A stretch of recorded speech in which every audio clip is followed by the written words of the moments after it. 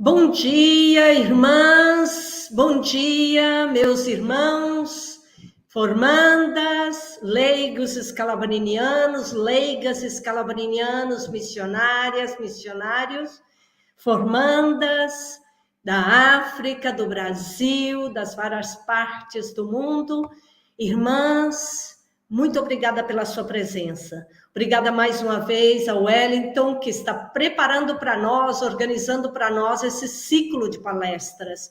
Obrigada de modo especial hoje à irmã Lina Guzzo, que é a vice-postuladora da causa de Scalabrini e que trabalhou durante muitos anos, está trabalhando, né? Continua trabalhando pela canonização de Scalabrini, que nos vai contar hoje como é que foi essa preparação até chegar ao ponto da canonização de Scalabrini.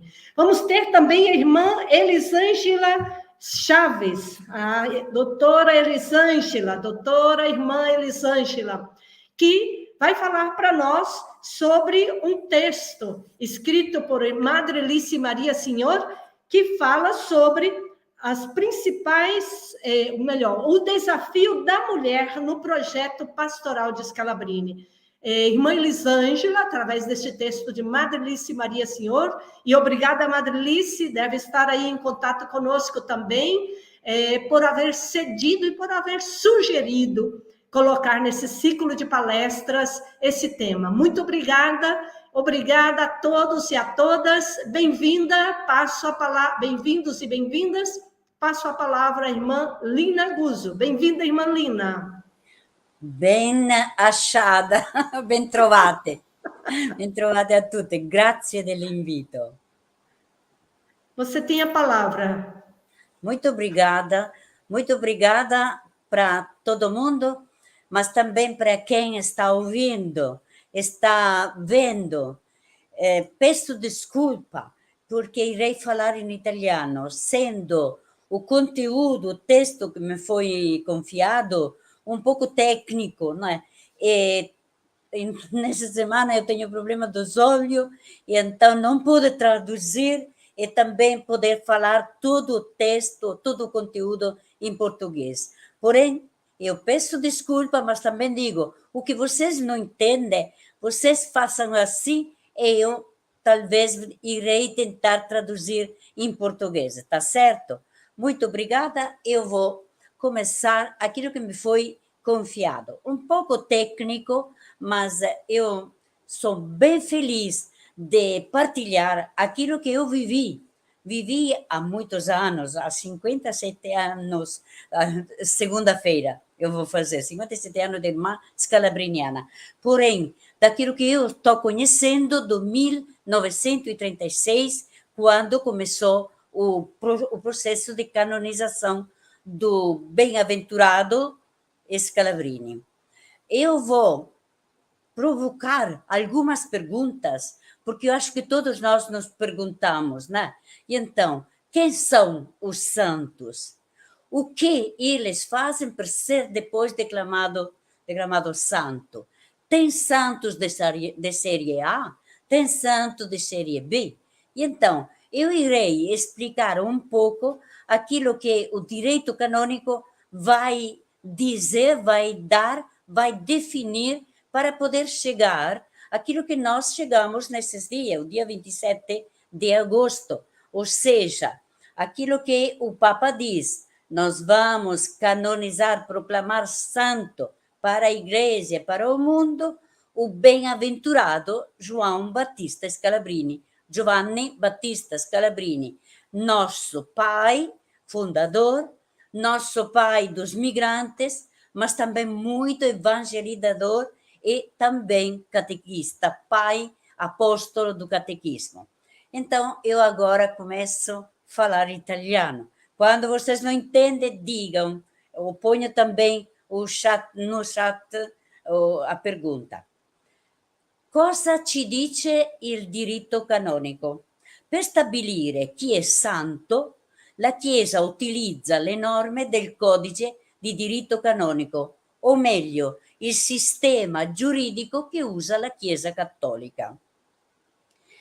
No tempo passado, antes do Concílio de Trento, os santos era proclamado a voz, o povo, nós queremos santo, um pouco como no tempo de Jesus, né? Nós queremos crucifixo de Jesus, mas também na época do cristianismo, também as pessoas, o povo podia dizer, olha, esse é santo e nós queremos proclamar santo esse candidato, se diz em termos canônicos.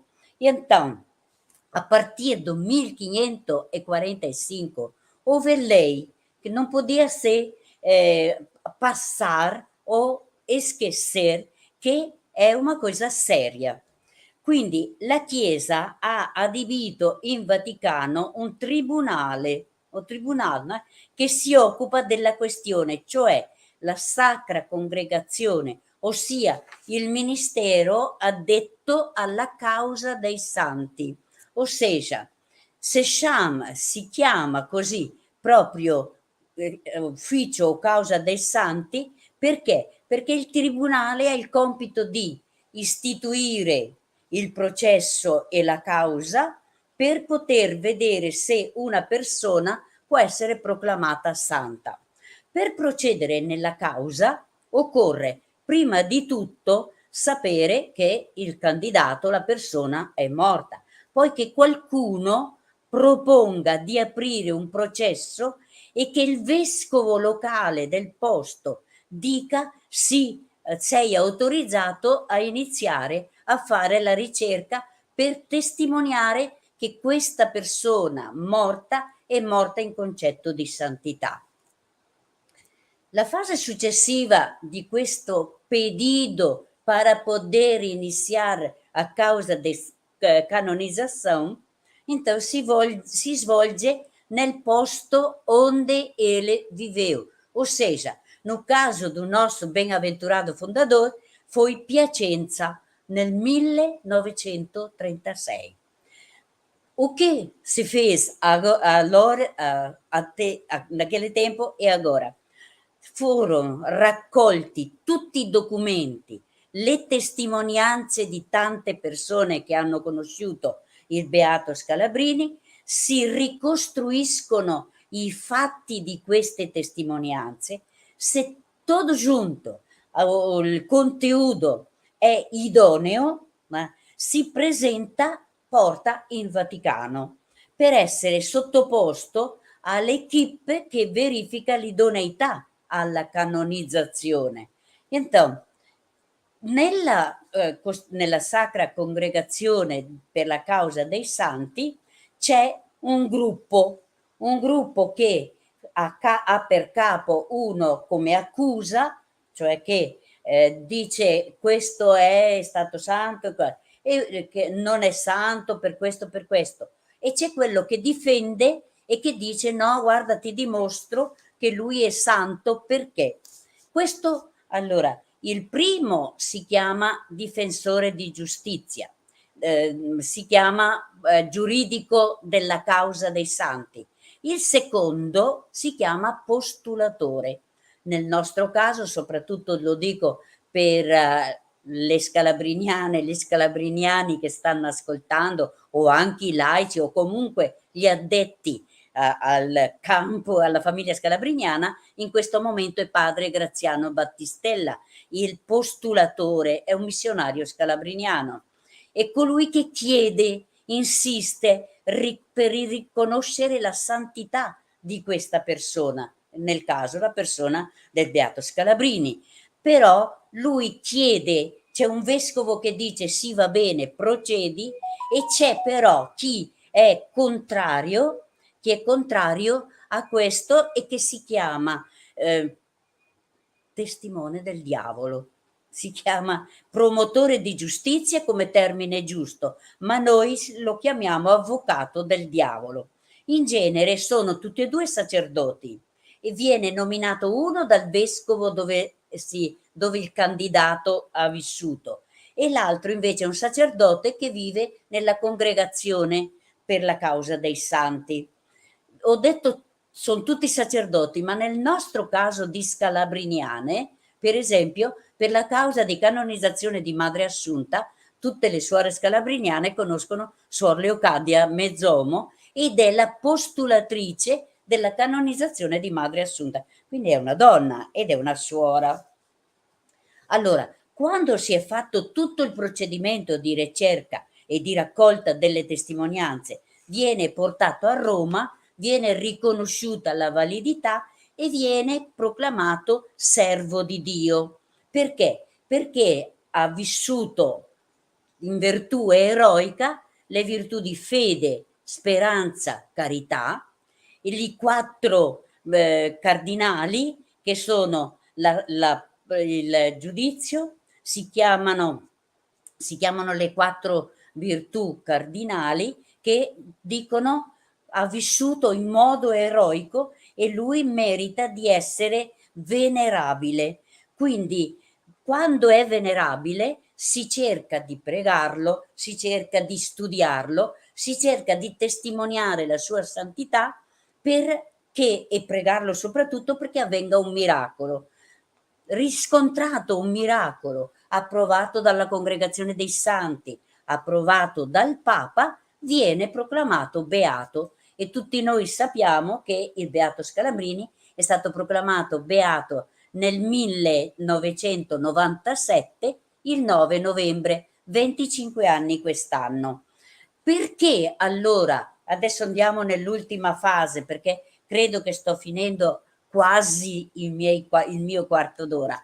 Perché noi siamo arrivati adesso al Papa a proclamare Santo Scalabrini? Perché dopo le prime riconosciute le virtù eroiche, proclamato beato per il miracolo che è stata una nostra consorella, Sor Paolina De Angelis, che varie persone hanno chiesto la storia di questo miracolo, ecco, passato questa fase, da 2 anni il postulatore si è domandato, insieme a tante sollecitazioni da parte del mondo cristiano e non cristiano, migranti e collaboratori operatori per l'emigrazione, facciamolo santo, chiediamo al Papa che sia santo. A questo punto io adesso vi spiego cosa è successo in questi 2 anni e soprattutto da gennaio-febbraio di quest'anno, per arrivare il Papa il 17 maggio a dire lo vogliamo santo anche noi, Papa Francesco, e per il 27 di agosto dire il Papa Francesco, insieme all'elezione di 20 cardinali, il dono della data della canonizzazione del Beato Scalabrini. Allora, c'era una domanda all'inizio, ma chi si fa santo? Chi è il santo? C'è santo di serie A, c'è santo di serie B. Allora, 2 parole su questo. Tutti col nostro battesimo, nel nostro DNA di cristiani, noi abbiamo questa vocazione alla santità. C'è il particolare che è stato segnalato anche per causa della canonizzazione del Beato Scalabrini. Lui ha vissuto le virtù che vi ho detto poc'anzi, la fede, speranza, carità e le virtù cardinali, le ha vissute in modo eroico, non perché lui era un eroe, ma perché è stato costante nella pratica delle virtù teologali e virtù cardinali, in pratica nelle virtù del cammino alla santità. Quindi, arrivata a questo, cosa ha fatto il postulatore? Ha scritto una lettera a tutti i vescovi del mondo, circa 60 hanno risposto, facendo che cosa? Dicendo che questo santo, questo vescovo, è conosciuto nei 5 continenti prima di tutto, è venerato, è pregato da tutti i cristiani. E terzo, perché non solo i cristiani hanno bisogno di un protettore, hanno bisogno di un santo, di un santo che faccia da padre, ma anche chi non è cristiano. E quindi questa ricerca e questa domanda i vescovi dovevano dichiararla, mandare poi la lettera al Papa dicendo tutto questo è di Scalabrini, però noi chiediamo la canonizzazione. Questa è la prima fase. Da gennaio di quest'anno cosa è successo? È successo che il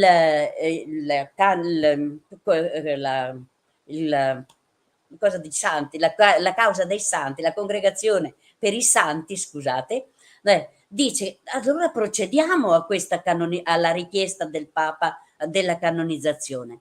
Nella canonizzazione noi sappiamo che c'è bisogno del secondo miracolo, però non c'è un vero miracolo riconosciuto con tutto il processo per la canonizzazione di Scalabrini, ma la testimonianza dei vescovi, la venerazione dei cristiani e dei non cristiani, il bisogno di avere un modello in terra dal cielo, il Papa dice lo facciamo santo e quando il postulatore prende questa, diciamo, questa sollecitazione da parte dei vescovi e le risposte da parte dei vescovi, lui cosa fa? Comincia a cercare testimonianze, documenti, fotografie, monumenti, chiese dedicate a lui, le 5 visite pastorali e i segni lasciati nelle parrocchie dove lui è passato.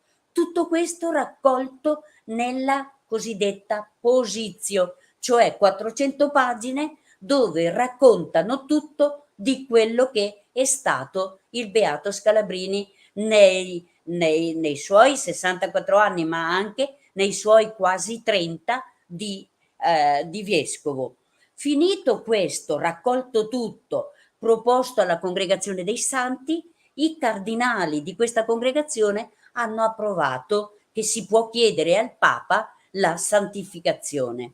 Fatto questo, preparato la posizio, presentato il documento in congregazione prima dai vescovi e cardinali della congregazione, votazione e mandato l'appello, la richiesta al Papa, il Papa con tutti i cardinali della Chiesa Cattolica si è consigliato, ha studiato il documento, la posizio, e poi ha fatto fare una votazione di approvazione o negazione della canonizzazione, e quindi cosa è successo? È successo che era generale l'approvazione, che era il momento di fare santo Scalabrini, e quindi il Papa il 17 maggio ha avvisato, ha annunciato che verrà santificato Scalabrini. Lui, per dare la data, non essendoci il miracolo, ha dovuto dare le spiegazioni. Perché un benaventurado sem un segundo milagre tem que ser canonizado? E o Papa deu a explicação para todo mundo. E o dia 27 de agosto, quando ele elegeu 20 novos cardeais, também deu a data 9 ottobre 2022, Scalabrini, il beaventurato Scalabrini, sarà canonizado. Isso, aleluia, essa é a notícia grande. Porém, a pergunta ficou, por que essa coisa especial para esse santo, para esse bem-aventurado? Então, o Papa disse, eu vou dar a motivação, vou dizer para todo mundo que Scalabrini merece ser canonizado hoje no sentido, nesse ano, 25 anos de proclamação de bem-aventurado, por 3 motivações. Eu estou cortando, não sei se já passou ou 15 minutos, mas quase ainda 3 minutos. Então ele disse, por que eu vou santificar? Quero santificar Papa, o bem-aventurado Scalabrini. Primeiro, para ser modelo para bispo aos bispos. Segundo, pai e protetor dos migrantes e refugiados. Terceiro, ele é também apóstolo del catequismo. Pio IX lo elegeu apóstolo del catequismo. E então, ele é modelo para o bispo, é pai dos migrantes e refugiados e é promotor dos evangelizador e dos catequistas. Então, essa 3 motivações o Papa deu para todo mundo para que o dia 9 de outubro seja santificado. Porém, para nós, eu quero lançar 3 palavras é a conclusão de verdade. Então, a primeira é um convite. Segundo, é um apelo. E o terceiro é um desafio.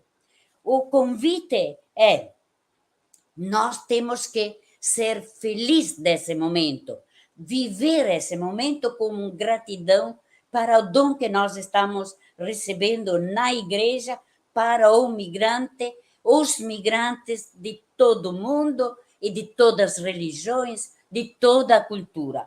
E essa é a primeira forte. E a gratidão também do Papa, que fez essa especial proclamação para um beato, o nosso bem-aventurado fundador. Um apelo a difundir, a espalhar, não só no conhecimento do santo, não só na devoção, mas também por quê? Porque ele é modelo, ele é exemplo de oração, de veneração para Nossa Senhora, a arquicaríssima Mamma Maria, e para a Eucaristia e o crucifixo. Essa devoção que ele viveu na vida, ele deixa para nós. E o Papa diz: olha, todo mundo tem que ser santo, mas através desses instrumentos, dessa via, desse caminho. E então, esse é um apelo de viver a santidade na nossa vida de cristão. Terceiro é o desafio, uma sfida. Para nós escalabrinianas, para os escalabrinianos, para os leigos escalabrinianos, para os colaboradores ou simpatizantes, para todo quem trabalha com os migrantes, primeiro, ser consciente desse dom que nós estamos recebendo, mas também responsáveis. Responsáveis por quê? Porque o Papa nos oferece um santo, mas nós temos que oferecer para os migrantes, para o povo de Deus todo, cristão, não cristão, né? Esse exemplo de um bispo, de um santo que viveu santo na vida. Esse aqui é o programa. E eu acho que o dia 9 de outubro, quando o Papa dirá: será proclamado santo o bem-aventurado João Batista Scalabrini, São João Batista Scalabrini, é para que o bem-aventurado, o santo João Batista dirá para nós tudo isso. Sejam gente de oração, seja caridade, seja o quê? Vocês sejam acolhentes, vocês protejam os migrantes, vocês também integram as pessoas no povo onde ele vive. Ele dará essa mensagem no dia 9 de outubro. Esse é um pouco, se vocês têm entendido alguma coisa, esse é aquilo que houve de 1936 até hoje, 2022. Essa é um pouco a história, né?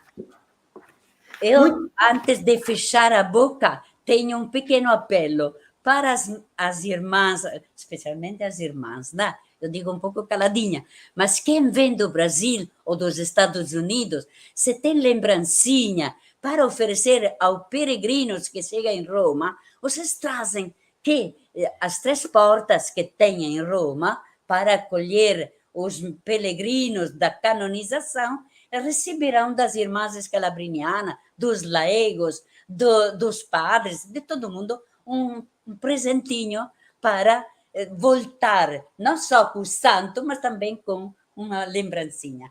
Muito obrigada, desculpam se atrapalhei um pouco italiano e português. Muito obrigada, irmã Lina, maravilhoso, maravilhoso. Realmente, esses temas demandariam muito mais tempo, mas você conseguiu fazer um resumo muito bonito, realmente deu para entender tudo. Muito obrigada. Deu para entender? Muito bom, muito boa explicação, porque às vezes a gente ficava assim, né? Mas por que será que o Papa dispensou o segundo milagre, né? Então agora a gente já sabe, né? Para dar um modelo de bispo à igreja, né? A Scalabrini como modelo de bispo para a igreja, para Um dar pai. aos migrantes um pai, né? Para dizer aos migrantes e refugiados: vocês têm um pai protetor, além de Deus, além de Nossa Senhora, que é mãe, né? E também para dar ao mundo um santo que é modelo de De catecismo. evangelização, que é protetor também, que priorizou, que ajudou, Católico. que valorizou muito a catequese e a evangelização. Se preocupou muito com isso. Muito obrigada. E também os 3 desafios. Irmãs, depois nós vamos ter no final 15 minutos para as perguntas. Se vocês têm alguma pergunta para a irmã Lina, já anote aí em um papelzinho ou já mande no chat que o Wellington vai estar controlando isto, tá? Então, agora, bem-vinda, irmã Elisângela. Doutora Elisângela, nossa conselheira geral, penso que a maioria das irmãs conhecem. A irmã Elisângela está vivendo agora em Roma, é professora de Bíblia, né? Doutora em Bíblia e é professora de Bíblia. A irmã Elisângela depois vai contar um pouquinho mais para nós o que ela anda fazendo em Roma, além de ser conselheira, que é bastante coisa. E esse ano vocês pegaram um ano cheio de coisas, né? Além da canonização, depois tem a Assembleia Geral, a 10ª Assembleia Geral, que ficou agora para janeiro do ano que vem. Muito bem-vinda, irmã Elisângela. Eu não vou delongar muito, não, para não tomar o seu tempo, viu? Muito obrigada, e obrigada mais uma vez à Madre Alice, que nos cedeu esse tema que ela escreveu. E que lá, conversando com a Madre Alice, vamos ver, irmã, então, quem você gostaria que falasse sobre o seu tema?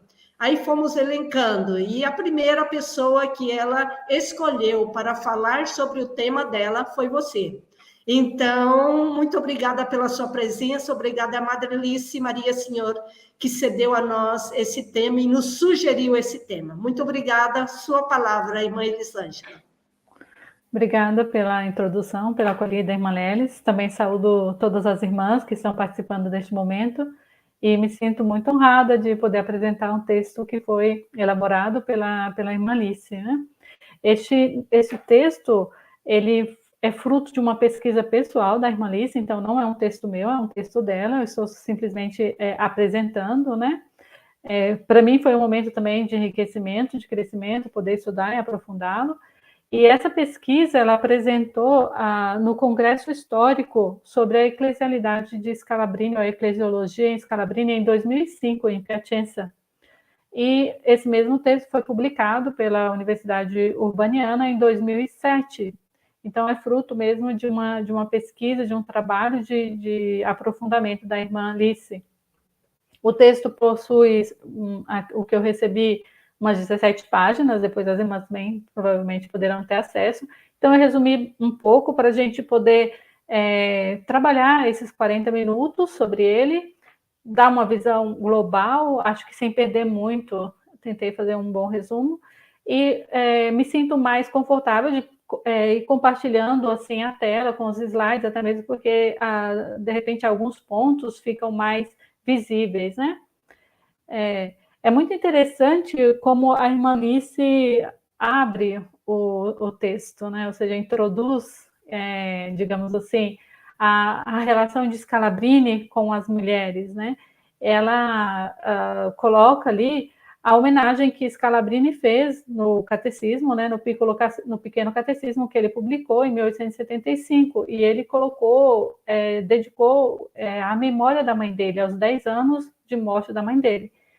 E embora pareça ser um gesto muito, muito humano, fazer uma homenagem à mãe, né, de certa forma isso revela a sensibilidade de Scalabrini em relação à figura feminina e materna, que deixou marcas profundas na sua vida. E a gente vai perceber, através do texto, a forma como ele se relacionava com a mulher, né, e como ele contava com a mulher também no projeto pastoral dele. Eu vou compartilhar, então, aqui a tela, espero que dê tudo certo. Isso. Espero que as irmãs estejam conseguindo visualizar a tela. Se não estiver conseguindo visualizar, peço para o Wellington me dar um toque. Se estiver tudo bem, então a gente prossegue.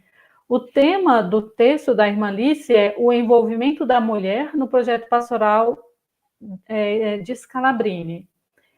E ela subdividiu o texto, o tema, a sua pesquisa, em 5 pontos. A finalidade, o objetivo do projeto pastoral de Scalabrini, ou seja, essa grande visão que ele teve, essa intuição que ele teve diante da pastoral dos migrantes, diante da realidade dos migrantes, e como ele projetou uma pastoral para responder a essa realidade.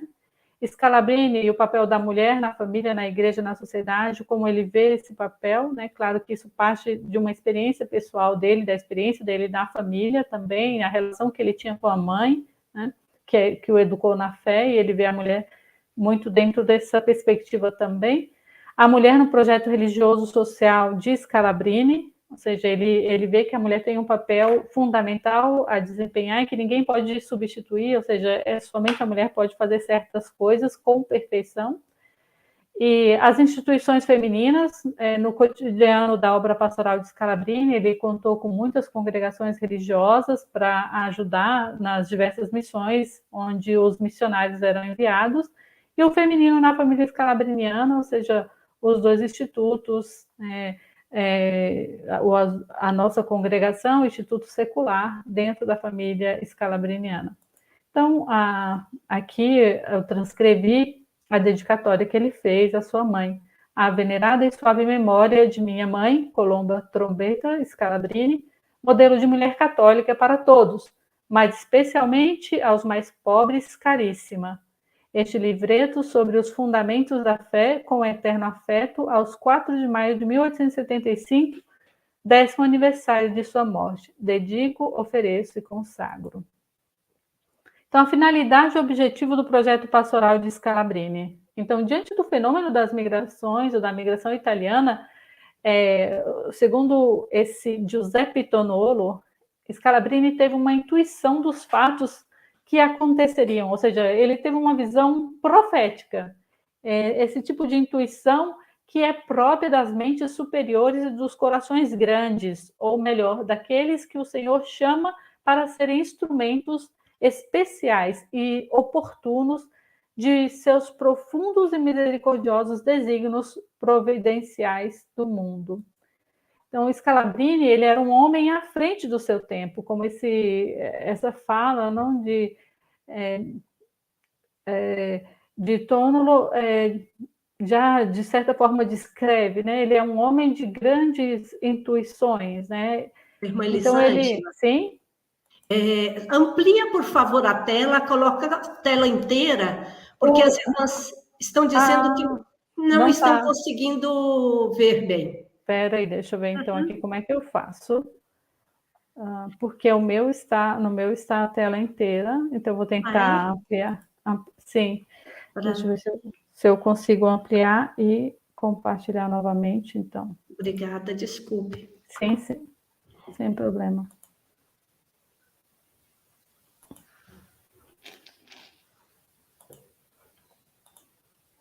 Ok. Assim tá bem. Só um pouquinho, que ainda não chegou. Ok. Não, ainda está pequeno, não sei por quê. Parece que agora vai. Ok, vejamos. Sim? Vamos ver.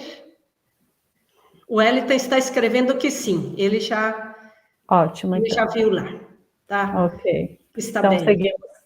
Então, a Scalabrini, ele tem uma visão muito à frente do seu tempo. Você, né? parou de compartilhar, não está compartilhada conosco. Vejamos novamente, então. Daquele jeito que você tinha colocado, estava bem. Ok. Está bem? Vamos esperar o tempo também. Agora sim, ótimo. Ok. Vai dando uma olhada no seu chat, porque se a gente tiver alguma questão, a gente olha lá no chat. Tá, joia. Então, Scalabrini, Obrigada, senhora. Então, Scalabrini era um homem à frente do seu tempo, né? O seu modo de ver e viver a eclesiologia corresponde aos conceitos emanados do Concílio Vaticano II, ou seja, ele já tinha uma visão da igreja muito à frente do seu tempo. Ele não tinha essa visão piramidal da igreja, essa visão totalmente hierárquica, mas ele tinha uma visão da igreja voltada ao serviço do povo de Deus. A gente pode, a irmã Alice diz que ele já tinha, digamos assim, na sua forma de ver a igreja, aspectos que a gente só vai encontrar nos documentos do Vaticano II, por exemplo, na Lumen Gentium, não? Então, ele tinha um conceito de igreja universal e da vida eclesial como um mistério de comunhão e de unidade da inteira família humana. No documento que ele escreve, L'Emigrazione Italiana in America, em 1887, Scalabrini trata já do fenômeno migratório do seu tempo e ele coloca uma pergunta: como prover as necessidades morais e materiais dos migrantes? Em resposta, ele propõe ideias práticas de ação que ele julga ser necessário desenvolver com urgência e de modo estável, considerando duas grandes aspirações do ser humano: a aspiração, digamos, ao céu e à terra, não a religião e a pátria. Então, dando prioridade, sobretudo, aos aspectos espirituais, sem deixar de lado os aspectos terrestres, os aspectos humanos. Então, com o tempo, ele vai tendo muito mais clareza, né? Para Scalabrini, a ação junto aos migrantes seria a semente de uma excelente obra em vista da glória de Deus e da Igreja, do bem das almas, do decoro da pátria, para o alívio dos infelizes e dos desterrados.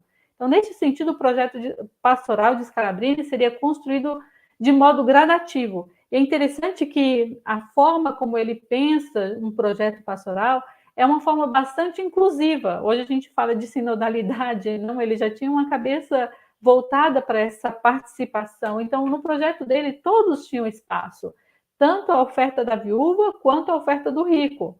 Ele contava com tudo, ele não excluía aquele que não podia dar muito, ou dava privilégios e honra para quem podia dar muito. Não, ele sabia receber, acolher a oferta de cada um conforme as suas possibilidades. Cada um poderia contribuir segundo a disposição de suas possibilidades.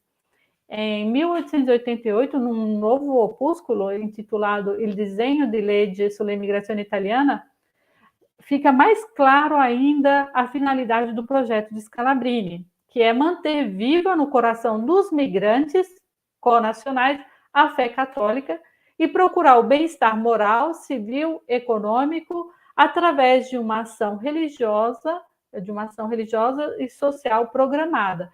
É interessante aqui que ele não se fixa só na dimensão espiritual, ele vê o ser humano na sua integralidade, não como corpo e alma. E o serviço da igreja é que acolhe esse ser humano na sua integralidade, que o acompanha na sua integralidade, tanto na sua dimensão espiritual, como nas suas necessidades temporais, né? O bem-estar moral, econômico, civil. Não? Então, as iniciativas previstas para alcançar esse fim incluem aberturas de escolas, de pequenas farmácias, de associação, e outras instituições aptas a conservar em terras de imigração a fé católica, suporte da identidade cultural do imigrante italiano. É interessante, quando nós fomos em Cascalhos, o padre que nos acolheu, ele dizia que justamente uma das reivindicações da colônia italiana que estava ali, que era acompanhada por um padre scalabriniano, era que tivesse escola, porque para os italianos a educação era indispensável, a igreja, justamente porque é muito forte na cultura essa dimensão religiosa, o cemitério e uma casa de cultura. Então, que são, na verdade, quando a gente vai na cidade, continua sendo o polo de atração daquela pequena cidade, né, que se manteve no tempo. Então, desde sua gênese, o projeto pastoral de Scalabrini previa a participação feminina no campo da mobilidade humana. De fato, a urgência de iniciativas, tais como orfanatos, escolas e casas de saúde, confirmam a importância do papel da mulher em razão de suas habilidades e de seu potencial. E daí, então, a gente passa para o segundo tema, que é Scalabrini, o papel da mulher na família, na igreja e na sociedade. Então, ele vê a mulher tanto como sujeito da ação, né, como também como destinatário. Ele vê a mulher sob diversos ângulos, não? A mulher migrante, mas a mulher que também ajuda a outra mulher migrante ou os migrantes, não? Então, João Batista Scalabrini promoveu de modo permanente a unidade do caminho, a unidade da igreja. Para ele, todos os fiéis formam uma única família, um corpo compacto e reunido. Então, dessa visão de unidade, deriva as suas aspirações pastorais, na qual todos encontrariam espaços, homens, mulheres, ricos e pobres, movidos pela fé e pela caridade cristã. Então, desse modo, em áreas urbanas ou em núcleos coloniais, paróquias, orfanato, escola, asilo, casa de saúde e outras associações beneméritas, exigiam a colaboração de muitos.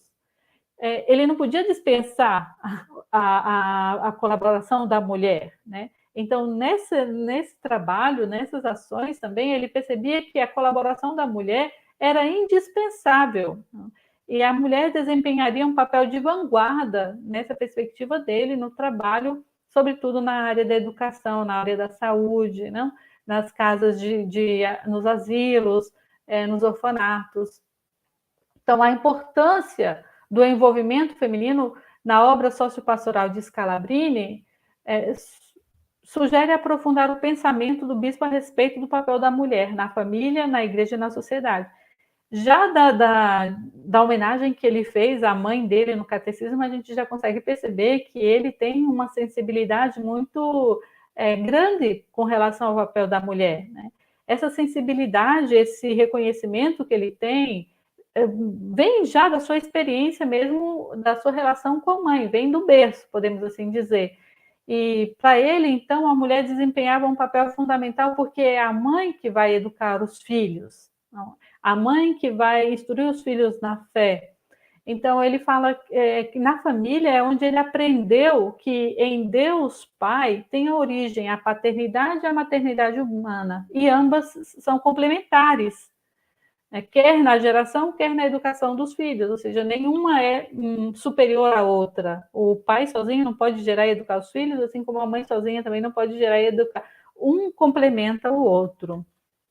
Então, no seio da família, a mulher encarna um papel indispensável na educação dos filhos, contribui na formação dos futuros cidadãos, orienta-os para uma existência plena, que supõe a abertura à ação de Deus em suas vidas. Tal é a mãe para seus filhos, um reflexo do feminino de Deus. É interessante que o Papa Francisco várias vezes faz menção a esse rosto materno da igreja, esse reflexo feminino de Deus, né? Então, no entender de Scalabrini, a parte da religião, né, que para ele não existe nada superior que a religião, mas além da religião, é que na Terra a coisa mais linda e atraente que existe é a família. E, segundo ele, é sobre os joelhos da mãe cristã que se formam os verdadeiros cidadãos virtuosos, os soldados, os artistas, os grandes santos. Então, a mãe é a responsável de formar esse cidadão para a sociedade. Para Scalabrini, a igreja tem esse rosto feminino, como eu já disse, né? E ele disse que onde está o povo, ali está a igreja, porque a igreja é a mãe, a amiga, a protetora do povo. E para esse terá sempre uma palavra, um sorriso, uma bênção. Quando eu li essa citação da irmã Lice, eu pensei muitas vezes, não, o Papa Francisco várias vezes enfatizou essa perspectiva, essa dimensão feminina, para dizer que a igreja não é um lugar só de homens e que a hierarquia não é só um lugar de homens, mas é um lugar, a igreja é mulher, e dentro da igreja tem espaço para a mulher, né? Essa visão do bispo de igreja mãe, amiga e protetora do povo, remete ao potencial humano e espiritual próprio do ser feminino. É interessante que isso vai ficar muito forte quando o Scalabrini se direciona, digamos, a Madre Cabrini, né? A missão do sacerdote junto aos migrantes estaria incompleta sem a participação das mulheres. Os sacerdotes também, na missão, eles escreviam para Scalabrini, os bispos, pedindo uma congregação, pedindo religiosas, pedindo também leigas que pudessem contribuir na missão, porque os padres ficavam com o trabalho da evangelização, mas tinha um outro trabalho a ser feito também. E havia essas solicitações. Então, claro, Scalabrini, com todas essas solicitações à mão, foi ao encontro de Madre Cabrini na ocasião da entrega do crucifixo, quando ele ia enviar ela e as companheiras, né, para os Estados Unidos. Ele disse assim para ela: mas a obra dos sacerdotes não seria realizada sem a vossa obra, ó veneráveis irmãs. Há coisas que só vocês podem ter sucesso. Deus infundiu no coração da mulher uma atração muito especial, pela qual exerce um poder arcano nas mentes e nos corações. Espero, portanto, que respondereis à graça de Deus que vos chama a uma terra distante para uma sublime missão de religião e civilização. O que é interessante nessa expressão de Scalabrini, porque às vezes a gente pode falar, ele falou isso para Madre Cabrini, não importa para quem ele falou, importa que ele tinha essa sensibilidade. O fato dele falar isso para uma mulher, o fato dele proferir isso, não, e da gente ter testemunho escrito disso, é que essa é a visão da mulher que ele tem, a visão da religiosa. Existem coisas que somente as mulheres podem fazer, somente os religiosos podem fazer com sucesso, né? Porque Deus infundiu no coração da mulher uma atração muito especial, né? Pelo qual exerce um poder arcano nas mentes e nos corações. Olha, assim, chega a ser quase que poético, mas é a expressão da sensibilidade dele. Para Scalabrini, a mulher exercia um papel fundamental na missão, não apenas complementar. Não é que muitas vezes o Papa fala, não, nós não somos auxiliar, nós somos o auxílio. É diferente, não auxiliar de limpeza, auxiliar, mas o auxílio, ou seja, está na uma dimensão não só de submissão, mas de complementariedade. Não existem coisas mais do que isso. Talvez só a complementariedade não responde, porque existem coisas que apenas as mulheres podem fazer, disse Scalabrini. Ele reconhece o protagonismo feminino e promove, apoiando as diversas congregações a salvaguardarem a vida além fronteiras. Para ele, a mulher é chamada a atuar na educação e formação de novas gerações de cidadãos, pessoas de bem, profissionais, cristãos. A educação, a saúde, o trabalho, a fé são prioridades em seu projeto pastoral. Aqui a gente, então, entra no terceiro tema, a mulher no projeto religioso social de Scalabrini. Claro que o ser humano sempre esteve ao centro da solicitude pastoral de Scalabrini, né? Seja na periferia de Como, na igreja de São Bartolomeu, seja também em Piacenza, a gente conhece os relatos, os testemunhos históricos da sensibilidade de Scalabrini com as pessoas mais necessitadas, né? Com a sua opção preferencial, podemos assim dizer, pelos deficientes físicos, as surdas mudas, né? Aqueles que trabalhavam na cultura do arroz, e aos que deixavam a sua pátria na tentativa de buscar melhores condições de vida.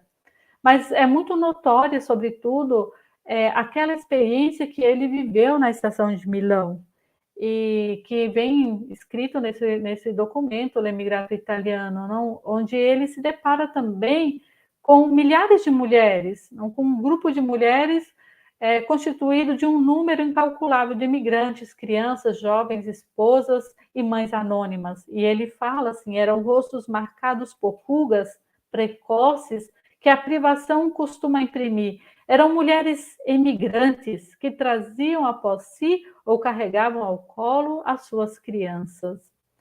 E quando ele fala, então, com a Madre Cabrini, tentando também convencê-la a não de ir ao encontro dos migrantes além fronteiras, ele fala, lá na América existem milhares de crianças, de pobres, órfãos, que precisam ser acolhidas, que estão jogadas sobre a estrada da desonra, não? E se você visse, é interessante essa expressão, a desolação de tantos órfãos pobres italianas, né? Ele via esse vazio, não, que a migração causava também nas crianças que perdiam os seus pais, que ficavam abandonadas pela estrada. E ele fala, quanto ele falando, não, com a Madre Cabrini, que se ela visse essa realidade, certamente ela choraria. Não?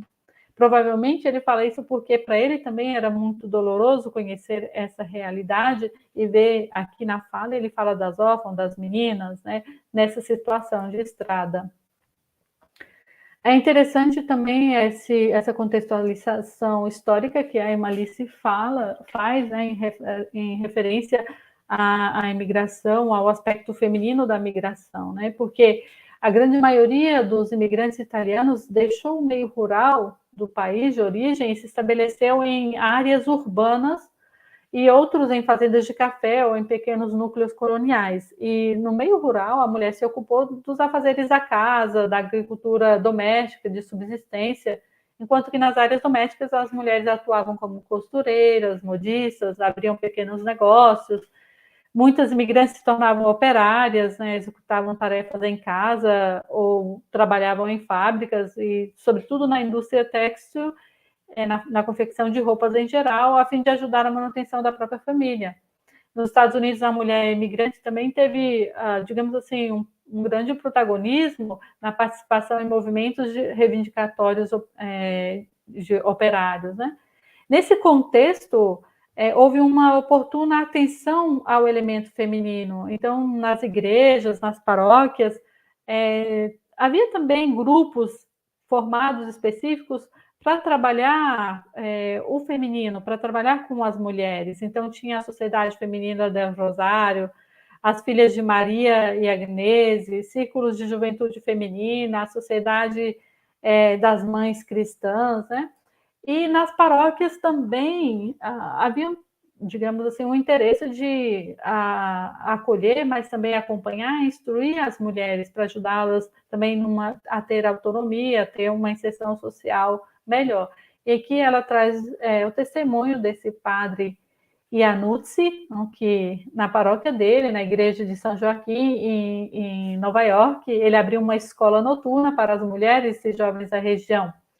Era uma escola profissional, onde havia, já em 1917, 4 turmas de 20 alunas cada turma, onde as mulheres aprendiam bordado, corte e costura, alfaiateria, tinha aula de inglês também, né, aprender a língua local. Em síntese, a atuação do projeto pastoral de Scalabrini abriu oportunidade básica às mulheres migrantes, proporcionando-lhes uma discreta visibilidade e pela conquista lenta de um envolvimento mais pleno de inclusão social. E, obviamente, para isso foi necessário a participação das mulheres, como veremos no tópico que segue, ou seja, a missão scalabriniana, o projeto de pastoral scalabriniano, promovia as mulheres e também precisava de mulheres que pudessem atuar nessa promoção das mulheres. Então, esse tópico vai falar justamente das instituições femininas no cotidiano da obra pastoral de Scalabrini. Então, o envolvimento da mulher no projeto pastoral de Scalabrini reúne um segundo grupo de instituições femininas que assumiram um serviço eclesial nos Estados Unidos e no Brasil, tendo em vista a evangelização e a promoção integral dos migrantes. Diante da urgência do serviço, o projeto pastoral scalabriniano, em poucos anos, se multiplicou, né? As igrejas aumentaram, as escolas foram instituídas, orfanatos, casas de saúde, diversas associações, né? E isso exigiu a participação feminina no cotidiano da missão. E graças a esse dinamismo surgiram novos institutos femininos dedicados de modo exclusivo à pastoral da mobilidade humana, enquanto outros alargaram nesse campo a sua ação apostólica, um pouco do que a gente assiste hoje também, né? Nesse sentido, a irmã Alice destaca a missão das mulheres leigas e consagradas de diferentes congregações religiosas que não mediam esforços para se juntarem ao projeto pastoral scalabriniano, atuando na acolhida e promoção integral dos migrantes. E entre as diferentes iniciativas, muitos de nós conhecemos, né, a Sociedade de Patronato São Rafael, era uma sociedade que contava com a colaboração de muitas mulheres. Né? Muitas mulheres atuavam, estavam envolvidas em iniciativas sociais de caráter beneficente, e essa associação era considerada por Scalabrini uma obra completa, né, que além de substanciais recursos, exigia o trabalho constante e muita abnegação também daquelas mulheres que estavam dedicadas a essa associação, a esse patronato São Rafael. Com relação à atuação das religiosas desde o início da missão escalabriniana, foram numerosas as congregações que se dispuseram a colaborar, acompanhar os migrantes, seja na travessia, seja no país de destino.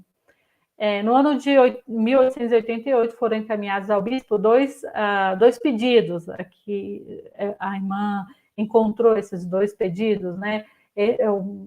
Esses dois pedidos por religiosos, ou seja, tanto o padre Morelli, que era um escalabriniano, como o arcebispo de Nova York, eles solicitavam com urgência irmãs destinadas a atuar em escolas paroquiais, em um asilo e junto à juventude, alvo do proselitismo praticado pelos protestantes. Então, assim que Scalabrini pôde responder, né, ele enviou as irmãs, solicitou a colaboração de Francisca Xavier, né, a Madre Cabrini, e a enviou com algumas irmãs para responder essa solicitação. E daí, ele escrevendo para o bispo, ele disse, né, que esse é um instituto feminino recente, mas muito sólido e bem provado. Outra congregação que Scalabrini enviou para Nova York para trabalhar no Hospital Cristóvão Colombo, um hospital que foi, digamos, construído pelos scalabrinianos, foi a congregação das Filhas de Santa Ana, que é contemporânea, a fundadora é contemporânea a Scalabrini, essa Madre Rosa Gatorno. Elas foram destinadas a esse hospital, mas elas não permaneceram no hospital porque elas precisavam mendigar e na constituição delas não era previsto a mendicância, né? E no lugar delas assumiu, então, as missionárias do Sagrado Coração, e elas assumiram outro tipo de trabalho junto aos migrantes. Nos anos que seguiram, a congregação dos missionários de São Carlos, os padres, né, conheceu uma notória expansão nos Estados Unidos e no Brasil, e toda nova abertura passava a envolver a ação missionária, a presença e a atuação de mulheres, sejam mulheres leigas, sejam mulheres religiosas. E cada vez mais a necessidade, né, de mulheres se multiplicavam, sobretudo nas escolas, nos orfanatos e hospitais, que facilitaram a vida dos imigrantes e enriqueceram os institutos que integraram a obra evangelizadora de Scalabrini. Foram numerosas as matérias divulgadas no periódico L'Emigrato italiano e na América. E aqui a gente tem uma lista das congregações que a irmã Alice conseguiu elencar, as congregações que entre o século XIX e XX contribuíram diretamente na obra pastoral de Scalabrini, junto com os padres scalabrinianos, né, nos lugares onde eles trabalhavam com os migrantes, ou até não, junto às dioceses que solicitavam religiosas para trabalhar com a questão dos migrantes, com a temática, né, com a realidade dos migrantes. Então, nós temos as missionárias do Sagrado Coração, as Filhas de Santana, a Filha de São José, Apóstolos do Sagrado Coração, nós, missionárias calabrinianas, Filhas de Santa Maria da Providência, Irmãs Palotinas, e segue a lista. Então, é uma lista bem significativa. As motivações que levaram esses institutos a um envolvimento com o projeto pastoral de Scalabrini foram, digamos assim, uma forte razão de fé, né? O espírito missionário, a intenção evangelizadora, a caridade cristã, a comunhão eclesial, a sensibilidade pela dimensão social e também o sentimento de nacionalidade, acompanhar os imigrantes italianos no exterior, né? A missão italiana, por exemplo, na Europa era uma missão muito conhecida. Muitas foram as dificuldades encontradas, certamente, por essas congregações nos primeiros tempos. Pesava muito as condições de vida da maioria dos imigrantes, a gente sabe, aqui no Brasil, mas também nos Estados Unidos, a complexidade do processo de integração, as tensões entre a igreja e o Estado. Aqui no Brasil a gente ainda estava vivendo, digamos, essa superação da escravidão, não? Essa separação do Estado com a igreja. Então, os modelos pastorais que cada igreja adotava, que depois, claro, os padres traziam um modelo específico, que era o modelo de Scalabrini, condicionamentos e subordinações, estruturas às vezes muito rígidas, espaço de pouca liberdade, e também, claro, o despreparo para a administração de recursos econômicos. A gente sabe que um dos problemas ali do hospital de Nova York era justamente uma dificuldade administrativa. Então, claro, muitas das irmãs, nós também, da nossa história pessoal, a gente sabe que as irmãs estudavam de manhã para dar aula à tarde, né? Ou estudavam à noite para dar aula de manhã. Foram dificuldades que, todavia, não interromperam o processo, né? Se continuou e se desenvolveu no tempo. Como diz a amada Assunta, é obra de Deus. E o feminino na família scalabriniana, então, o último ponto, onde a irmã Alice fala, né, dos diferentes grupos de mulheres envolvidas no projeto pastoral de Scalabrini. E nesse grupo somos a Congregação das Irmãs Missionárias São Carlos Borromeu Scalabriniana, nós, e o Instituto das Missionárias Seculares Scalabrinianas. Scalabrini, ele compreendeu que seu projeto pastoral se ressentia da falta de um instituto feminino que tivesse a mesma finalidade da congregação masculina. Mas, assim, ele resistiu bastante a essa intuição que ele tinha, esse desejo, né? Ele adiava essa ideia. Estava nos seus planos e também tinha a solicitação dos missionários calabrinianos, mas ele adiava essa ideia. No tempo transcorrido entre a fundação da congregação masculina e o envio do um relatório para a Propaganda Fide, o bispo e seus missionários apelaram a opções alternativas de presença feminina, como a gente viu, chamando outras congregações, né? Apesar dessa resistência de Scalabrini, as circunstâncias já haviam levado ele a se ocupar de uma nova obra. Então, uma circunstância considerada providencial por Scalabrini foi a iniciativa de Padre José Marchetti, missionário scalabriniano, que reuniu esse grupo de 4 mulheres destinado ao orfanato Cristóvão Colombo, né, fundado por ele na cidade de São Paulo. E foram elas as pioneiras da nascente congregação feminina. O ato de fundação do Instituto, ocorrido no dia 25 de outubro de 1895, na capela do Palácio Episcopal de Piacenza, evidencia um profundo vínculo com o projeto pastoral de Scalabrini. E é interessante que a gente, conhecendo o projeto pastoral de Scalabrini e lendo as cartas do Marchetti, a gente percebe que realmente ele está totalmente imbuído desse projeto, né? E o que ele tenta fazer a todo momento é colocar em prática esse projeto. Então, o modo de vida das irmãs levou o bispo de São Paulo, naquela época, não, Joaquim de Albuquerque Cavalcante, a interrogar o padre Consone. O que fazem aquelas mulheres no orfanato?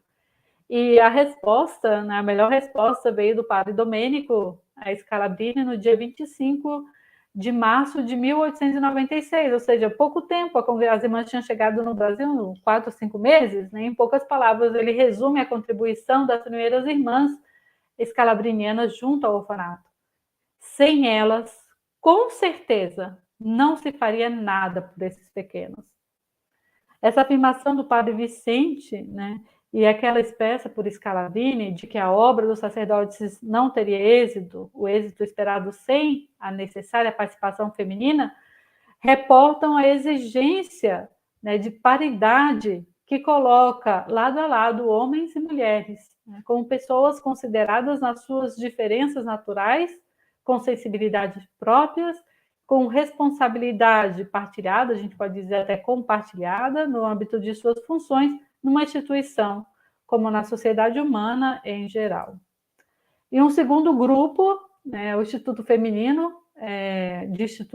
um segundo Instituto Feminino, envolvido no projeto pastoral de Scalabrini, que integra a família scalabriniana, é o das missionárias seculares, de fundação mais recente. Dada a sua importância, mesmo que fora do período delimitado de estudo da irmã Alice, porque ela tinha pegado o final do século XIX, né, o início do século XX, não? Ela não deixou de incluir esse novo modo de presença eclesial junto aos migrantes. O Instituto foi fundado em julho, no dia 25 de julho de 1961, em Solothurn, na Suíça, 56 anos após a morte de Scalabrini, e elas têm Scalabrini como um inspirador, não? Elas são inspiradas pela espiritualidade scalabriniana ou de Scalabrini. Hoje o Instituto tem 60 anos, né? E a forma de vida das missionárias seculares na família scalabriniana mostra um modo de envolvimento no projeto pastoral de Scalabrini a favor dos migrantes muito próximo ao significado pleno do verbo comprometer, ou seja, perseguir juntos uma responsabilidade. Bom, para concluir, volta à síntese da própria Madrelice, né, o tema do envolvimento da mulher no projeto pastoral de Scalabrini, desenvolvido por Irmã Alice, partiu de 3 questões fundamentais.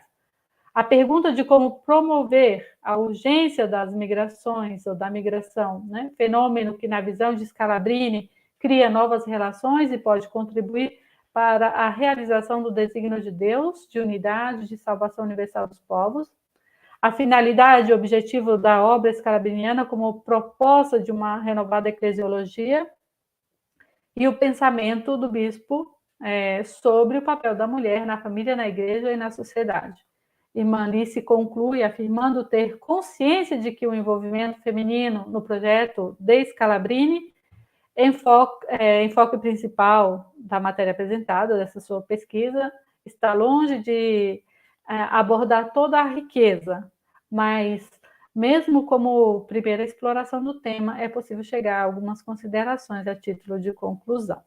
Bom, então é esse o texto da Irmã Alice, e interrompo o PowerPoint e me apresento de novo a vocês. Obrigada pela atenção. Muito obrigada, irmã Elisângela. Nossa, maravilhoso, realmente. Muito obrigada, Madrelice, por haver escrito e por haver nos disponibilizado esse tema. Obrigada, irmã Elisângela, pela belíssima explanação, pela fidelidade com que você expôs esse tema. Muito obrigada. Claro, cada uma com seu conhecimento, colocando-se a serviço da congregação, das irmãs da nossa província, mas também da congregação. Obrigada a todos vocês, leigos, missionários, scalabrinianos, formandas, que estão conectados conosco, conectadas conosco. Obrigada, Madrelice, mais uma vez. Obrigada, irmã Elisângela.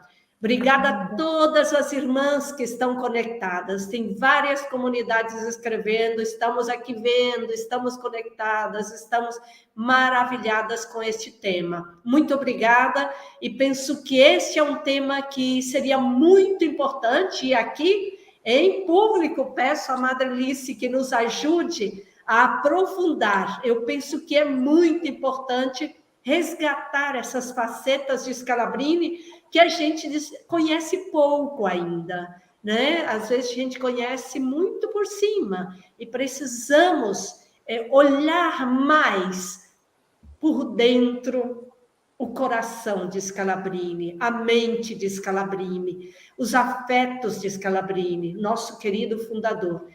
E muito obrigada. E agora, então, nós abrimos para as perguntas. Irmãs, nós temos 15 minutos para as perguntas que vocês tiverem. Não sei se já colocaram algumas no chat, eu não vejo nenhuma aqui, mas se não tem, se não mandaram no chat, seria importante mandar, para que o Wellington possa ir fazendo-nos ver e possamos fazer estas perguntas para as irmãs. Enquanto não me chega nenhuma aqui, eu gostaria de perguntar para a Lina. Irmã Lina, você esteve está desde quando fazendo esse acompanhamento e colaborando no processo de canonização como vice-postuladora de Scalabrini?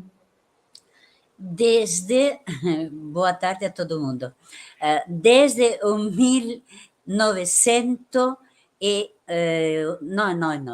2013.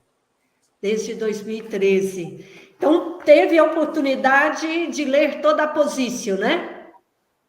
Não, ainda não recebi. Eu sei o que contém, porque colaborei mandar graças, né, que as pessoas pediram e deram testemunho, mas ainda não recebi. Estou esperando.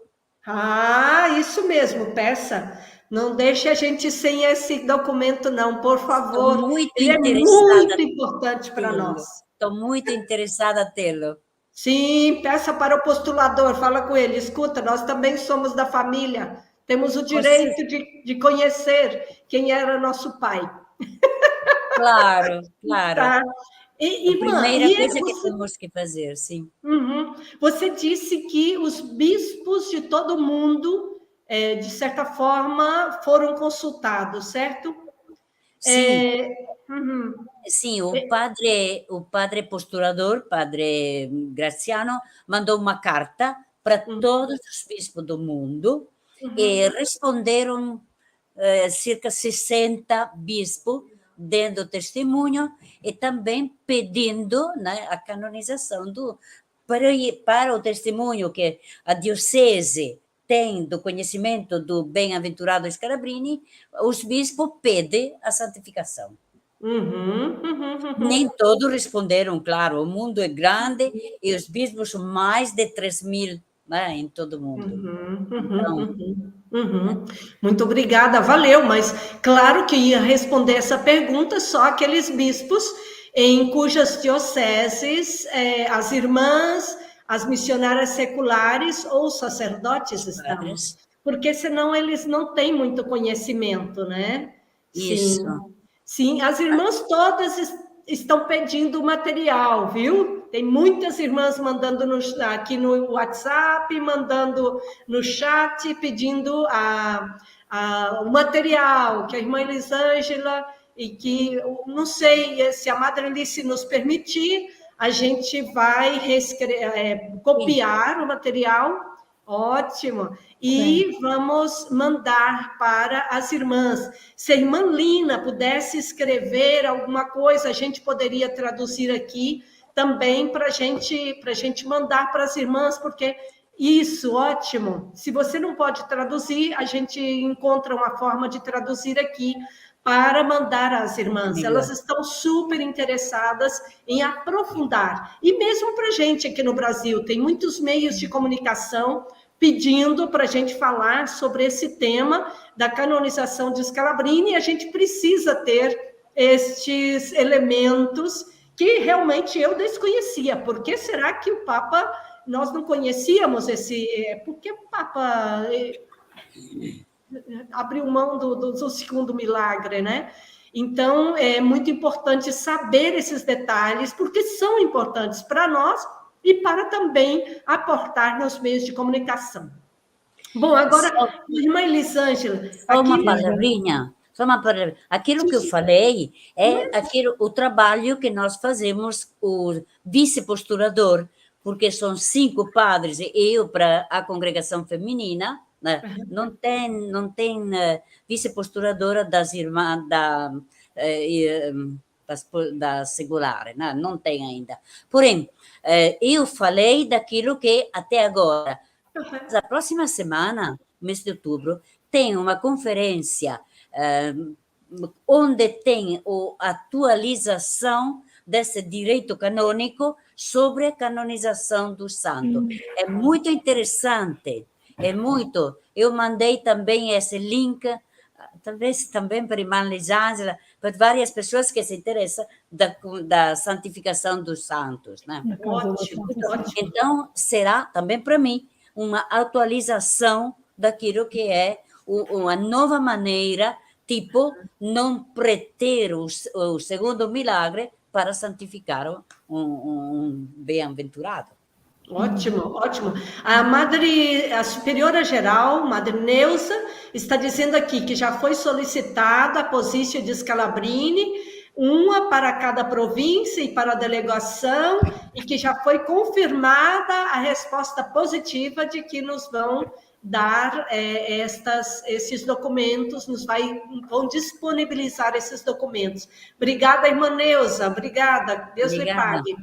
Então, irmã Elisângela, diga. Hoje, você que leu a profundidade o texto da Madre Alice, como é que nós poderíamos hoje, se a gente estivesse com Scalabrini aqui hoje, como seria a posição dele, o que diria Scalabrini para o mundo das mulheres. Se a Madre Alice, ela não quer falar, mas ela diz que fica tímida de falar em público. Falei, minha irmã, você está falando só para o computador? Não, eu sei que tem um monte de gente me vendo.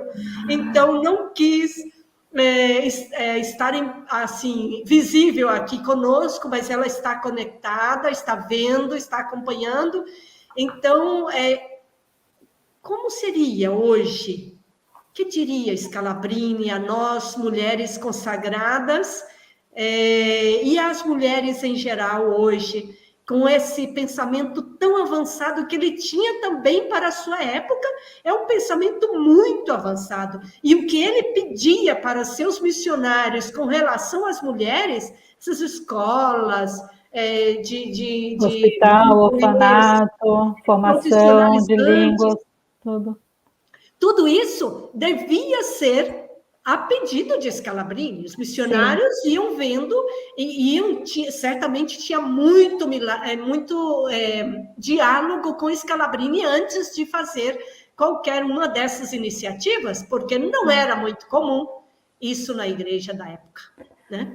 É interessante alguns aspectos que a irmã Alice ressaltou, não? Essa visão que ele tem da igreja, né? Uma igreja católica, ou seja, uma igreja universal, e a perspectiva da unidade. Então ele não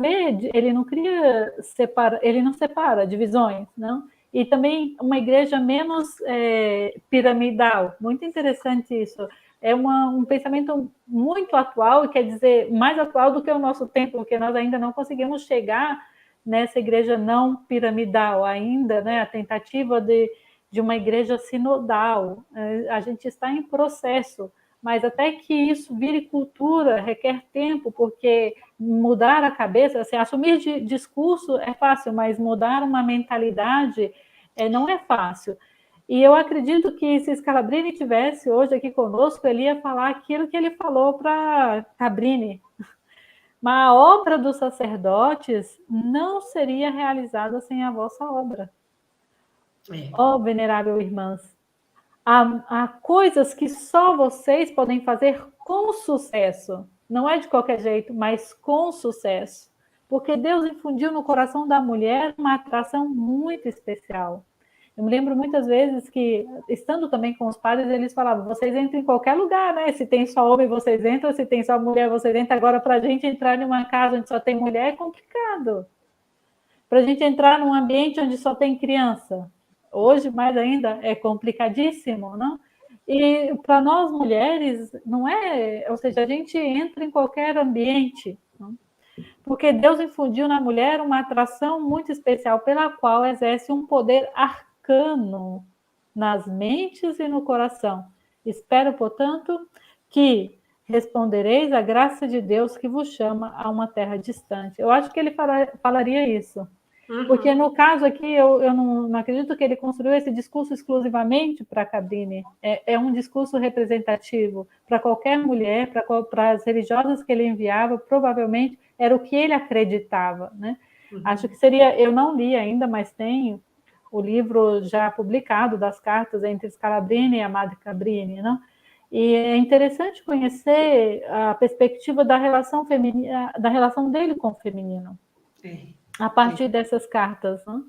Então ele é um homem, um bispo, um sacerdote que acredita nas mulheres, que acredita nas religiosas, que dá espaço e que, na verdade, vê que a obra de Deus é incompleta se não se conta com a colaboração das mulheres. E o que eu acho mais interessante ainda é que ele tem uma visão integral do ser humano. Não é só a dimensão religiosa, não só a questão dos sacramentos, das paróquias, mas é o ser humano como um todo. Precisa cuidar do corpo e da alma, não tem como separar. Não, se a pessoa não tem emprego, não tem uma profissão, não está inserida na sociedade, não adianta só falar Deus vai te ajudar, que o vazio fica. Não?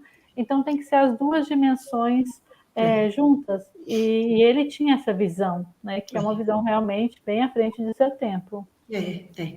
Nas formações que a gente tem tido aqui na província, o Dirceu Cucci tem trazido muito para nós. Ele participou dos encontros regionais Só falta um encontro regional, que vai ser em Caxias do Sul, em pequenos grupos, né, por região.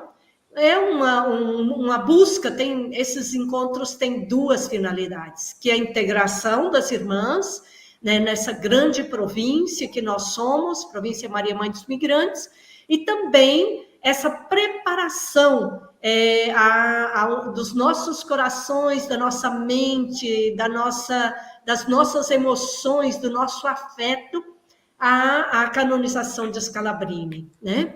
Então, nós pedimos ao Dirceu Cucci, que ele traduziu as cartas de Scalabrini, entre Scalabrini e Bonomelli, ele traduziu para o português, e depois ele escreveu, ele disse que esse seria uma introdução ao Carteggio, mas que, como ficou muito grande, foi publicado um livro sobre o assunto, e ele diz que Scalabrini foi um mártir do cotidiano, ele colocou assim o título do livro, e ele assim chega a emocionar-se ao falar de Scalabrini como essa pessoa muito sensível.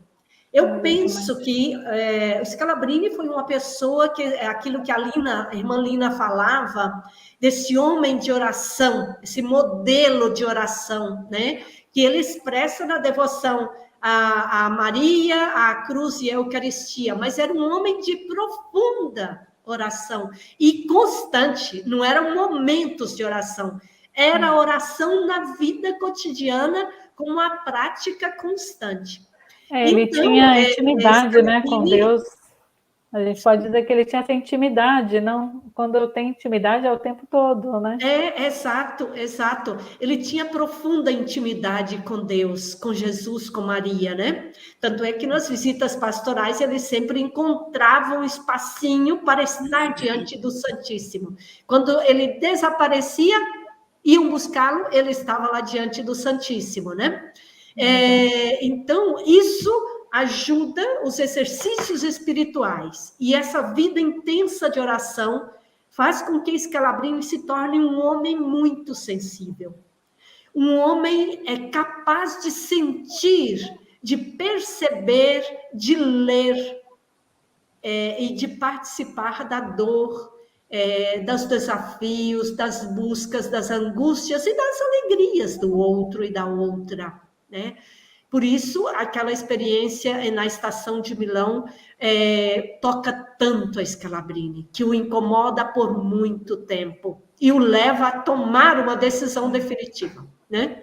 Sem dúvida. Então, isso também ajuda a Scalabrini a trabalhar essa sensibilidade para o feminino, para a mulher, para o outro, para a outra, não importa quem seja, e ver e sentir como Jesus a dor da mulher, a exclusão da mulher, a necessidade de que a mulher seja valorizada e tenha seu espaço dentro da sociedade, da igreja e assim por diante, assim como faz o Papa Francisco. Também, para mim, ele é uma pessoa também muito sensível à questão feminina, né? Da questão da mulher dentro da igreja. Nós temos aqui, irmã Lina, mais uma pergunta, né? As irmãs estão perguntando, recorda-nos, por favor, qual foi o milagre feito por Scalabrini? Porque tem muitas que já não eram dessa época, dos 25 anos atrás, né? Então, recorda-nos, por favor, qual foi o milagre que Scalabrini fez. Nós sabemos que não houve o segundo milagre, como prática do milagre que a gente conhece, a vida dele foi um verdadeiro milagre, né? Mas, conta-nos um pouco sobre isso. Então, não se pode falar de milagres, mas temos um para bem-aventurado, né? Que é aquilo da nossa irmã Paulina De Angelis, da nossa província, que agora eu não tenho a foto, mas mandei em alguns lados, né? Não terei aqui, mas terei no outro lado, mas não tem importância. Irmã Paulina, ela ficou doente de câncer e ela ficou hospitalizada. ela foi, se diz em gergo hospitalar, né? Foi aberta e fechada. Por quê? Ela teve na barriga o câncer. Então, foi aberta, fechada, porque já estava tomada tudo,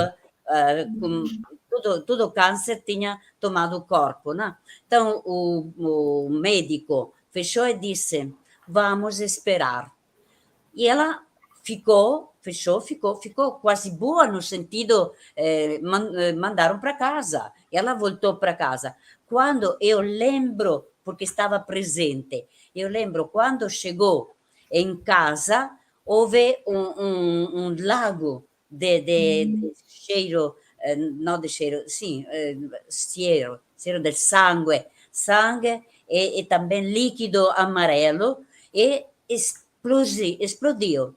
E isso foi um momento que depois foi considerado um momento particular para estudar a equipe dos médicos especialistas e depois estudar os bispos na Diocese de Piacenza e depois em Roma para explicar o que foi, se pode se dizer, milagre.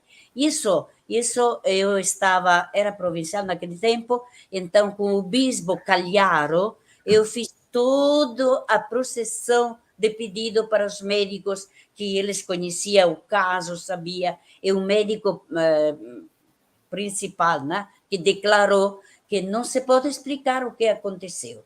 Isso é Deus que interveio. Então, passou um tempo e chegou o momento de dizer, olha, mesmo um médico disse, essa é força de Deus. Eu não posso explicar o que aconteceu no corpo da irmã Paulina.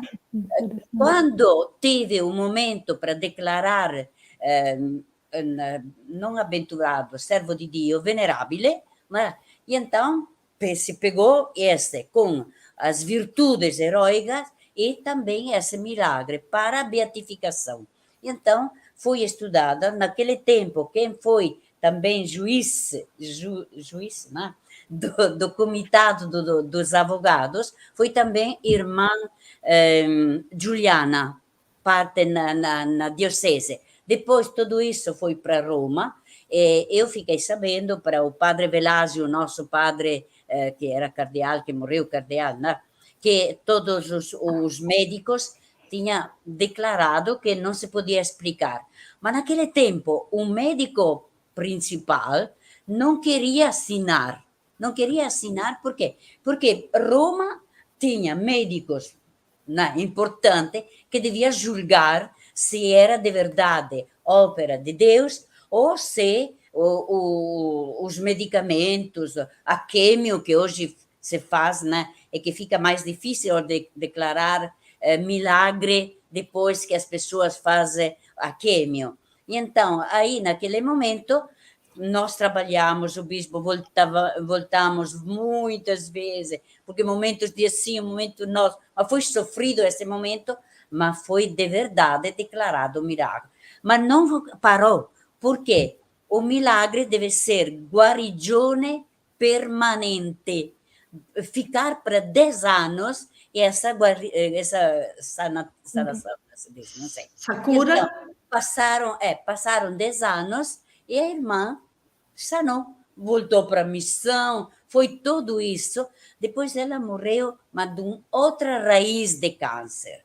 Ela morreu no ano da beatificação, né? A irmã Paulina. Uns meses antes que a proclamação de novembro, ela morreu em junho. Né? Foi um momento particular, mas foi declarado aí também que não era a mesma raiz do câncer. Então, esse é um milagre reconhecido para a igreja para beatificar o Scalabrini. Agora, nós temos bastante graças. Não é milagre, porque o milagre tem que ser avaliado com todos os documentos. Nós, em italiano, se diz cartella clínica, todos os documentos do hospital, tudo. E a declaração, a assinação dos médicos que fizeram visita, acertamento, pesquisa e tudo, per declarar que seja. Os médicos de Roma têm que declarar que é uma explicação só divina. Então, não temos este para os Scalabrini. Temos bastante graças, até que podia ter sido. Agora, eu sei que tinha uma sanação em Estados Unidos, também na América Latina, não sei se foi na Argentina, mas aqui na Itália nós teríamos um momento particular da irmã Giuliana, quando ela teve o Covid. Então, tudo isso ficou graças que, quando eu falei da Posizio, o padre Graziano, ele começou, irmã Lina, de noite até, mensagem, irmã Lina, manda graças que tu tem, manda graça que tu conheces, manda graça que tu... Continuava a mandar mensagem para mandar material. Nesses dias, ele me disse, eu não podia dizer que era para a santificação, mas de verdade era para preparar a Posizio. Tudo isso tem que ser contado no filme, no sinal, tudo como os médicos de Roma têm que avaliar todos os documentos e que o Papa depois, com as votações dos bispos e cardeais, deve aprovar um milagre, porque é um primeiro passo, e depois vem a santificação. Muito bem. Milagre. Para o nosso fundador, o Papa disse, não, nós temos aquelas 3 motivações, porque é atual o nosso carisma, é atuada a operação, a atividade desse bispo dos séculos atrás, mas agora é atualizado na nossa vida. Aquilo que falou a irmã Elisângela, claro, a nossa vida descalabriniana, se tivesse a pergunta que tu fizesse, se aqui tivesse o Scalabrini, ele diria, peço perdão, mas eu, tanto que falava, a irmã Elisângela, me lembrei, quando padre Marchetti chamou a padre Assunta e disse, olha, agora precisa, mexa-te, vai, e ela um pouco, né, ficou assim, e ele disse, vai rezar no Sagrado Coração, e depois vem. Um dia também eu disse para um ministro, vem cá no Porto, olha nos olhos a necessidade dessas pessoas, e depois vai decidir. Naquele momento, para a Madre Assunta, disse, tá bom, eu vou com os meninos migrantes, vou com o apelo do Scalabrini. No meu, né? Ele, eu disse, vem aqui e vê se tu tem a vontade de parar para as pessoas que vêm salva no mar. Né? E esse aqui, se tivesse Scalabrini, diria, vem aqui, Scalabriniana, vai lá agora na fronteira da Ucrânia, vai lá no Iêmen, vai lá no Moçambique, vai lá, olha, percebe, fala. O bispo tem a sensibilidade do momento, mas ele nos diria, vê a situação, procura o que é a necessidade e urgência e depois vai na missão, porque é aí que o carisma nos pede e nos pede de estar lá com essas pessoas. O Scalabrini, dia 8, dirá isso para todas nós que estamos lá em São Pedro ou que estamos olhando na televisão. É verdade. E aqui no Brasil a gente diria assim, irmãs, deem uma olhada lá na fronteira com lá México, em Porto Velho, lá em Boa Vista, lá em Texas, em tantos outros lugares por aqui que não vou nem citar. Mas, irmã, nós já estamos com 6 minutos passados e não queremos delongar muito porque temos um compromisso com nossas irmãs. Mas, irmã Elisângela, não sei se você pode ver a pergunta que está na tela. Então, sim, ali está para você a irmã Marilúcia Bresolim e a sua comunidade que estão conectadas. Então, ela pergunta, Scalabrini, ela parabeniza, agradece a irmã Elisângela e diz, Scalabrini antevia os tempos e eu me atrevo a dizer que quebrou muitos paradigmas de sua época, é verdade? está apoiada por todas nós, viu, irmã Marilúcia? Como poderíamos ajudar na valorização e no reconhecimento da mulher hoje? Sim, certamente. Eu também estou de acordo com a irmã Bresolin, né? E é interessante, assim, como o Scalabrini via, porque ele não tinha só eu não sei se vai bem falar, mas é um olhar desfocado para dizer assim, ele via de diferentes perspectivas. Ele via da perspectiva da mulher migrante, da perspectiva da mulher que poderia ajudar a mulher migrante, a mulher na sociedade. Ele via de diferentes perspectivas o papel da mulher, né?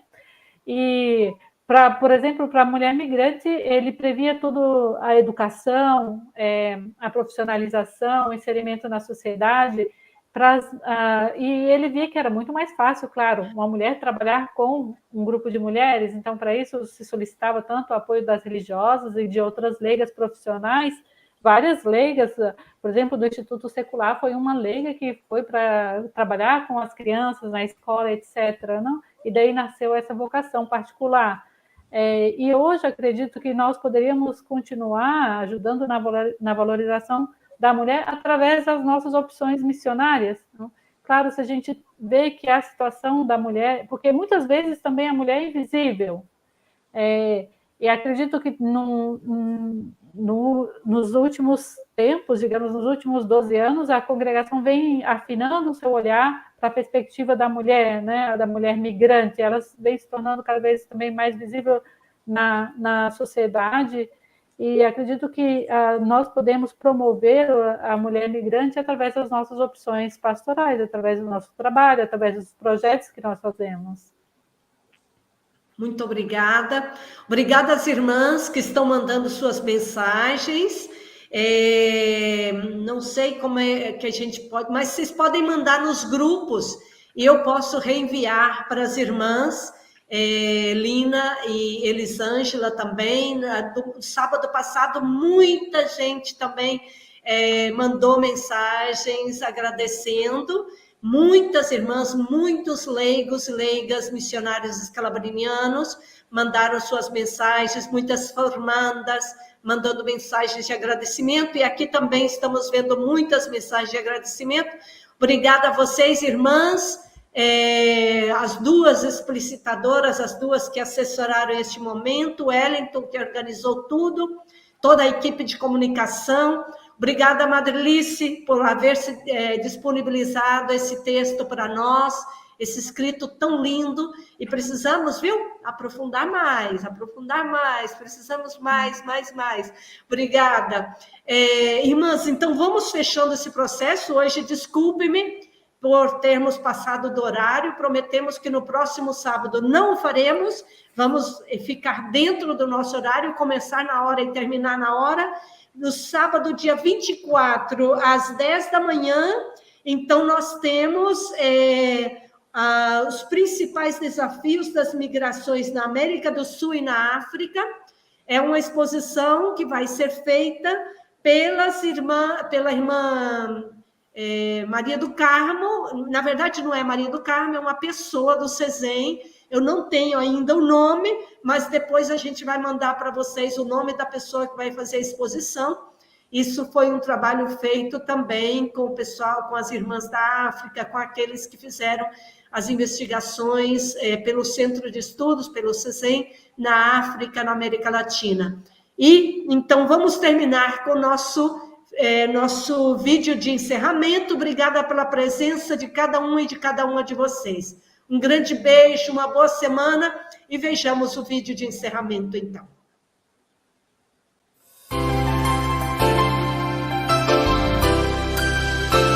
No mundo inteiro brilha a luz de Scalabrini, iluminando os passos da migração. Homem de Deus, olhai por teu povo migrante, que peregrina em busca da libertação. Oh, venham